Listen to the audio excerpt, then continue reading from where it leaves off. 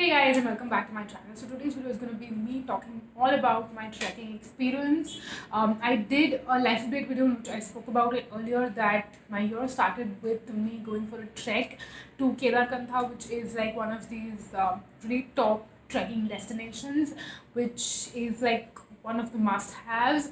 So I don't really know where I should exactly start the story from. It honestly feels like me sitting in front of my best friend and talking all about, like everything that is in my heart.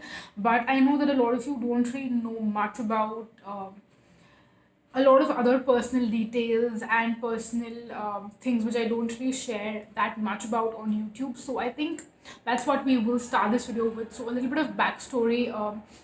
For a lot of you who might not know, I work for Decathlon, which is like this sports goods based company, and there are a lot of different sports as a part of Decathlon. But I personally work for the trekking department. But I'm someone who doesn't come from a trekking or a hiking background or something like that. I'm actually more into fitness and losing weight and all of that.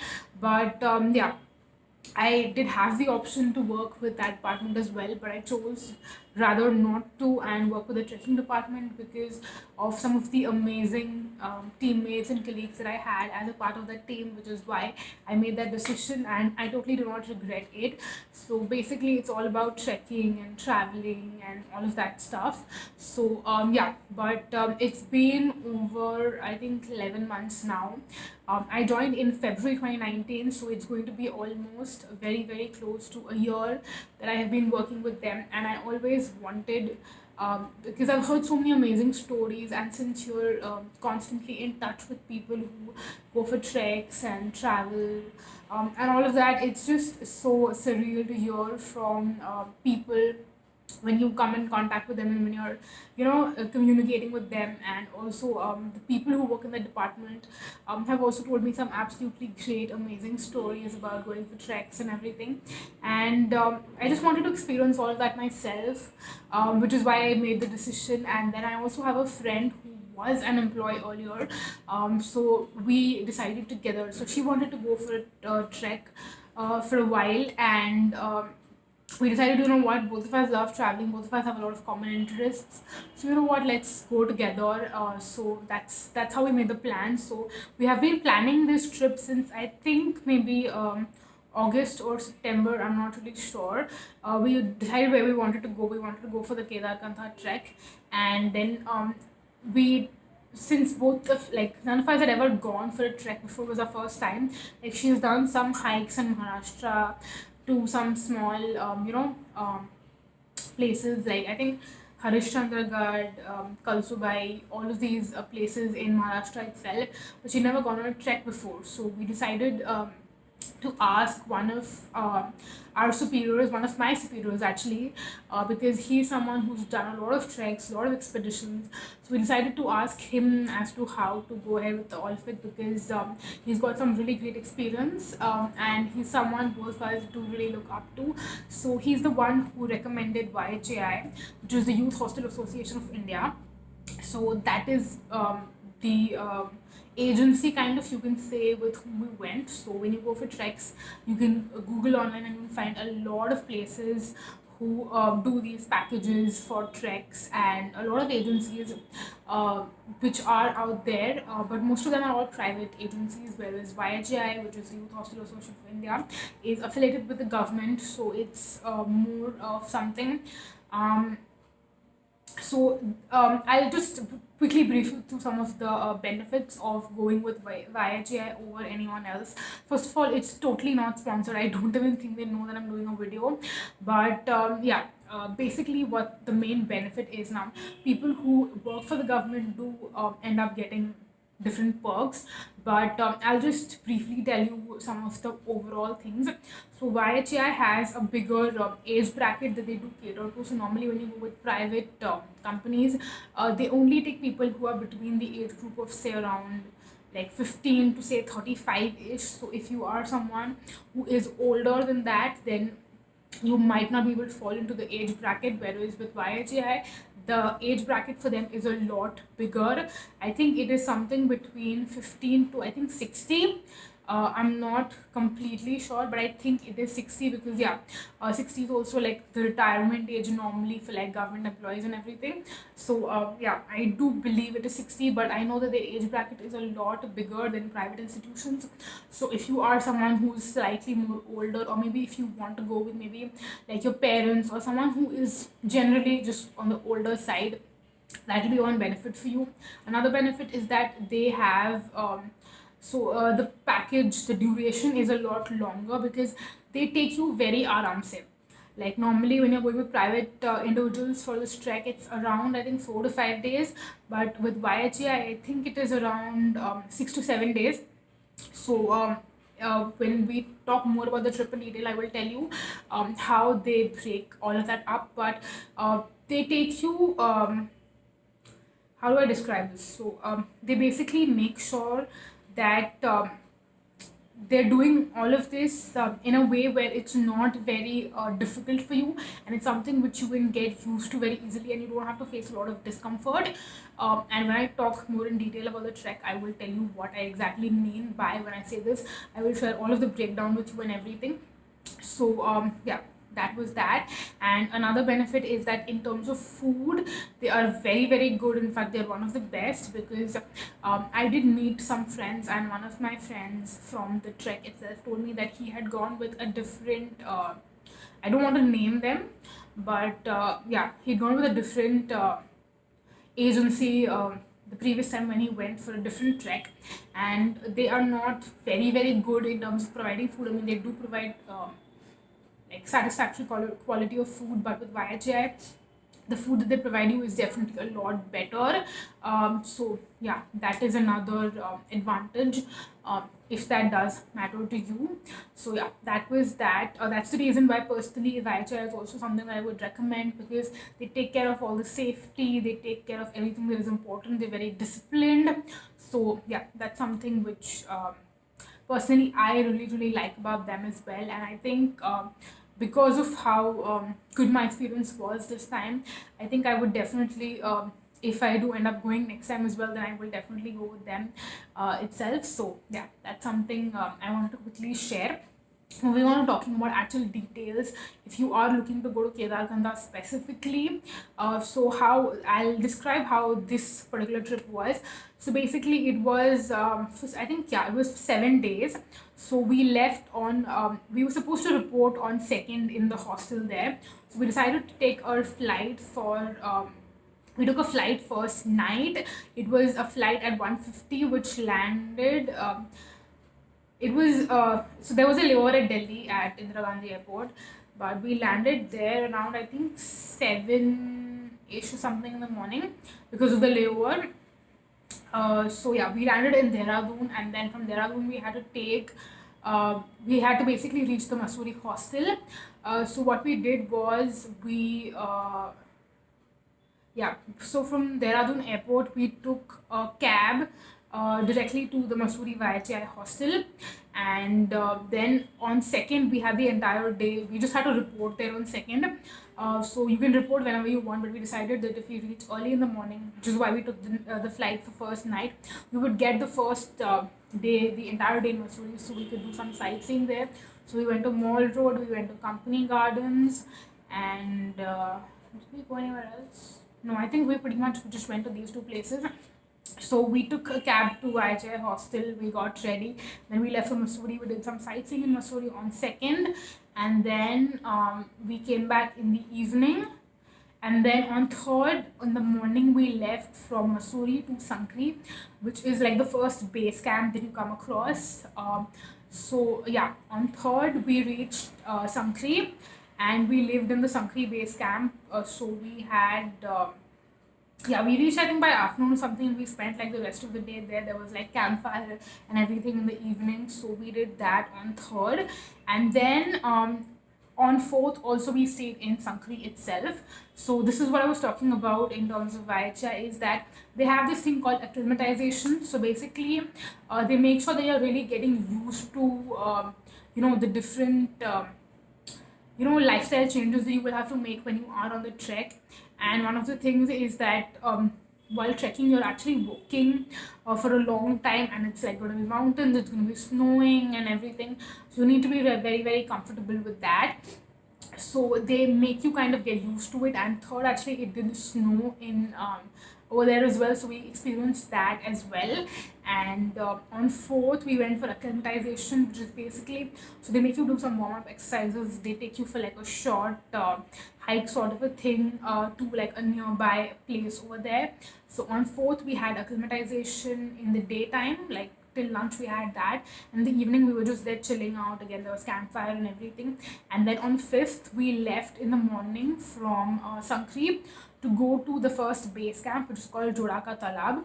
So that was kind of probably one of my most difficult experiences, because I wasn't a used to it, and it was also a very very long walk. It felt like it was never going to end. I think it was like 4 or 5 hours long or something like that.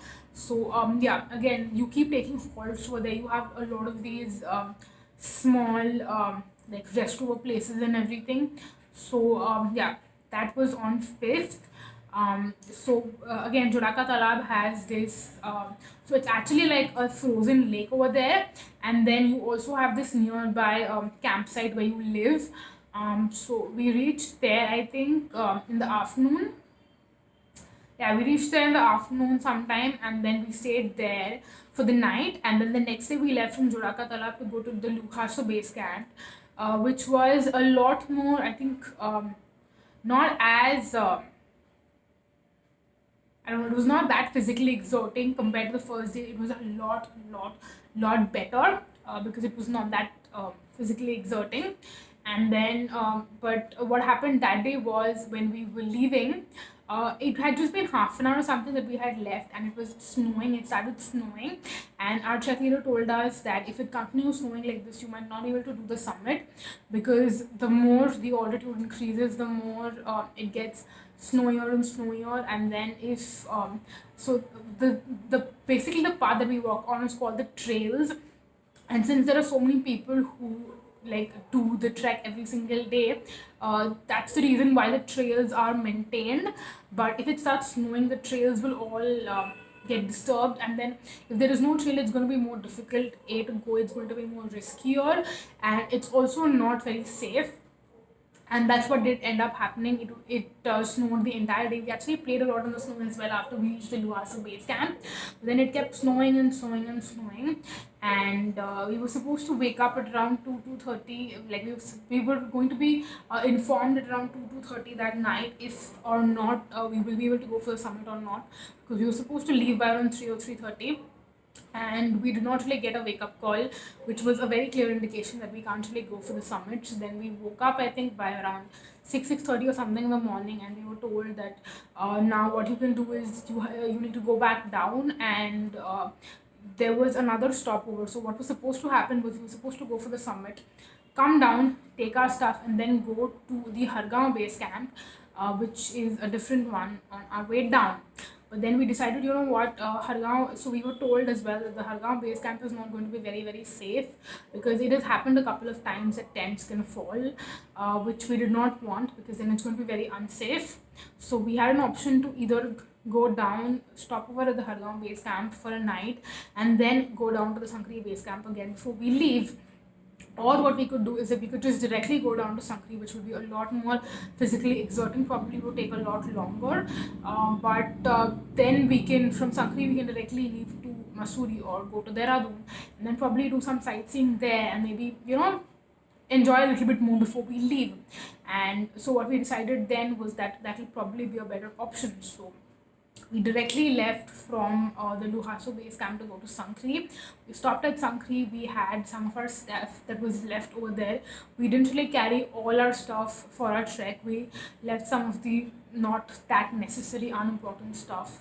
We left it there, so we collected all our stuff from the base camp over there. And then from Sankri, we directly came to Dehradun. We stayed in Dehradun at this hotel. Yeah, I think it was called Guinea Gold. Yeah, we stayed there that night. We had dinner at like a local dhaba around, and then we stayed there. The next day, we went to a couple of places in Dehradun itself. We just did some sightseeing over there, and then I think, yeah, the next day was our flight. On 9th, we had our flight in the afternoon, and yeah, that was pretty much it. So that was kind of how the structure of the trek was laid out. Coming in terms of what you need when you go for a trek, um, so I'll tell you what I took with myself on the trek. So in terms of clothes, you take a lot of these dry fit t-shirts. In terms of pants, again, you can either take dry fit pants, but what I did was that there are these waterproof pants. So they're basically water repellent actually, so they don't absorb any water, but yeah, waterproof or water repellent, whatever you want to call them. So I got one of those pants, which so basically most of my stuff again is everything from Decathlon. Again, not sponsored, but yeah, all the stuff that I got was from there itself, because I know I have the product knowledge, even though I don't have practical knowledge, but I have product knowledge, so I knew what I wanted to get. So I got myself some full sleeves, some half sleeves, dry fit t-shirts. I got myself those waterproof pants, and then in terms of jackets, I got some of the traveling backpacking jackets. I got two of them actually. So these jackets are supposed to be like double layered, so you have like a warm inner jacket, and then the outer jacket is the waterproof snowproof jacket. So the one which is like a really long parka kind of a jacket was what is ideally recommended for like a -20 -25 temperature. So that is what I used to use when I slept at night, because even though they give you like blankets and sleeping bags, I was shivering to cold pretty much every single day. But the parka jacket definitely helped a lot. So if you're going to an extreme -10 -20 temperature, that is something I would definitely highly recommend. But daytime, I used to wear the other jacket that I got, which was ideally recommended for like a -5 temperature, but I'm someone, again, I feel very very cold. So when it was snowing and everything, I used to mainly wear that jacket, the -5 one. So yeah, that was what in terms of I got in terms of um jackets. And then we got a trekking stick. I got a trekking backpack as well. So basically there are different kinds of backpacks. So in Decathlon you have traveling backpacks, which don't really come with a lot of back support and comfort, and then you have the trekking backpacks, which are supposed to be more ideal, because when you're going to be carrying the backpack throughout the day and walking for like 4 to 5 hours constantly, you need more support. So I got myself one of those like with support trekking backpacks, and since they were on clearance, it was even better, because I could save some money that way. And what else did I get? I think I mentioned, yeah, I got a trekking stick as well. That was also pretty helpful, definitely.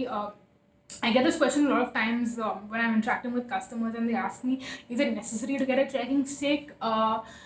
Personally, I do think yes, it is. It does not really matter how fancy it is.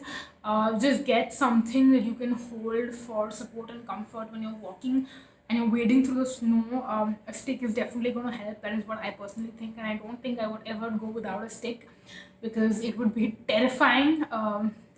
Even with a stick, I fell so many times throughout the trek. I can't even imagine if I would not have a stick, what would I have even done. So yeah, a stick is definitely very very helpful on the trek. And then I got the trekking shoes, which were again pretty helpful. But yeah, I would say since we also rented spikes and gaiters from the nearby market. So near Sankri, you have this market where you can rent equipment if you don't have any. And gaiters were personally not that necessary for me, because my pants were really good. So gaiters are something which you wear on top of your shoe to make sure that no snow is going inside. So when your shoes are not waterproof, I think when your shoes or pants actually are not waterproof, I think gaiters are more helpful. But I did not really need gaiters. But what I actually needed, and which I was very happy and thankful I got, was spikes. So spikes are something which you can attach with your shoe, and they kind of help you when you're walking through the snow. And I think spikes were definitely very very very helpful. They're also called crampons. So crampons, spikes, they're basically the same thing. But yeah, I'm very happy that I got those, and I think every single time I go for a snow trek from now onwards, I will definitely get those, because yeah, they were totally a lifesaver. And any other equipment, yeah, just some small accessories that I took with me, which I think depends. on your trip. I took a quick drying towel. I took an inflatable pillow. I did take sunglasses, but then I actually did not use them. I did not need them much. Um, so yeah, but then again, if you're taking pictures and everything, I was personally wearing specs most of the time because yeah, I also did not know this earlier that you're not supposed to wear lenses when you go for a trek or something because it can damage your retina. So that's the reason why I actually wore specs for the entire 10 days when I was there. Um, so yeah, that's the reason why I didn't really use my sunglasses as much, but then others were using their sunglasses. So I think that again depends on how you want to do it. Again, it depends on if or not you have specs as well. What else? Am I forgetting to mention something else which I should? Um, I think that's pretty much it with all the stuff that I took with me. Yeah, I mentioned in the video earlier as well, sunscreen is something that is very, very important. Moisturization is something which is very, very, very important. Okay, how could I forget gloves and socks? Okay, that is something again super duper important. You need to have good waterproof gloves for snow and you need to have good warm gloves. Personally, what I would say is that it depends on how your trip is structured. But if you do feel that you will be getting time before your trip or your trek starts, and if you feel like you have some time for shopping, I would personally definitely recommend that you go to one of these markets. Like Mall Road is like an amazing, amazing market. The woolen gloves that I used over there were from Mall Road. I bought them from there itself because I did have some other gloves which were not really that helpful. So yeah, that is something I would definitely recommend. Also, I feel like in terms of beanies, you will get a lot better options in terms of beanies from the market there itself, and they're so much more cheaper over there. But on the other hand, if you buy beanies from your not just Mumbai in specific, but any metropolitan city. If you buy beanies from here, they're definitely going to be a lot more expensive. So, in terms of beanies and in terms of gloves, I would definitely recommend even woolen socks. Actually, maybe you could just take one pair with you, like for travel and everything when you need it. But you get some really good woolen socks. But the woolen socks over there, the only thing I think is that they're not as thick. So maybe woolen socks, yeah, you could get them from here because some of the woolen socks here are definitely a lot more thicker. Not trying to be biased, but the woolen socks that I bought from Decathlon were definitely a lot more warmer than the ones that I saw there. I just felt like they were very regular, thin. They were like a thicker version of like cotton socks. So yeah, I wasn't really very impressed with the woolen socks that they had in the markets over there. But the gloves were absolutely amazing, and even the beanies as well. There are some really really cute patterns and designs, and then they're so much more cheaper. Whereas a similar quality beanie, if you buy it from here, it's probably going to be a lot more expensive. So yeah, that's something I would recommend as well. That if you are able to, then definitely just buy it from there itself rather than buying it from here, because you can definitely save a lot of money and you will get something a lot more better in terms of the quality and the value.